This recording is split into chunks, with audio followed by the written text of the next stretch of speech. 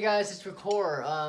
This is a quick little video about rudiments on the kit. If you guys checked out my other tutorial videos where I was on the pad, I was doing rudiments on the pad and I was really showing that flow, quarter notes, eighth notes, 16ths, 32nds, that kind of idea and concept. So I have my pad right here. This is the one I use for live lessons. So what I'm going to do right now is I'm actually on the full kit here. I'm going to show you guys a little bit of how these rudiments that I showed in the video, in those videos, kind of a double video series, and I'll link that below if you guys want to check it out, kind of how those apply to the kit and kind of using them on the pad versus the snare. So I'm going to do them on the pad first. I'm just going to do the ladders exercise once on the pad, and then I'll do them once on the snare, and then I'll show you guys a little bit of solos and how you can kind of apply these to soloing itself. So first, starting on the pad, so you have your pad right here. So ladders is going to be 4, 8, 16, 32. So it's that concept. And in my previous videos, you'll see that I talk about the syllabic content and kind of how to apply syllabic content onto the rudiments and the pads and stuff like that. I'm not going to talk about that right now, just for sake of time and kind of clarity here. So I'm just going to talk about them in the traditional way of quarter notes, eighth notes, 16ths, 32nds for the purpose of this video. If you guys want to talk about, or if you guys want to see rather the acronyms and the syllabic content I use, you guys can check out those videos where I do that. But for now, I'm just going to talk about them as 4, 8, 16, 32. So first is going to be quarter notes. I'm going to sew those on the pad, and then I'll sew them on the snare. Or actually, yeah, I'll sew them on the pad and the snare. So first it's going to be quarter notes. So it's going to be 1, 2, 3, 4, 2, 2, 3, 4. 1, 2, 3, 4, 2, 2, 3, 4. 1, 2, 3, 4, 2, 2, 3, 4. 1, 2, 3, 4, 2, 2, 3, 4. So that would be your standard quarter notes. On the snare, it's going to sound like this. So 1, 2, 3, 4, 2, 2, 3. 1, 2, 3, 4, 2, 2, 3, 4. So that is kind of how that breaks down. So next you have your eighth notes. So eighth notes, of course, are going to be dot, dot, dot, dot, dot, dot, dot. So it's going to be, it's going to sound like this. So 1, 2, 3, 4, 2, 2, 3, 4. 1, 2, 3, 4, 2, 2, 3, 4. 1, 2, 3, 4, 2, 2, 3, 4. 1, 2, 3, 4, 2, 2, 3, 4, 1. And then on your snare, 1, 2, 3, 4, 2, 2, 3, 4. 1, 2, 3,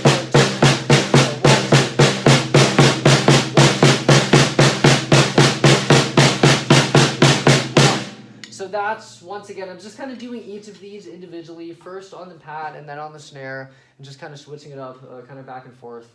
So, and then third, you have your 16th note. So those are going to sound like this. So 1 E and a 2 E and a 3 E and a 4 E and a 1 E and a 2 E and a 3 E and a 4 E and a 1 E and a 2 E and a 3 E and a 4.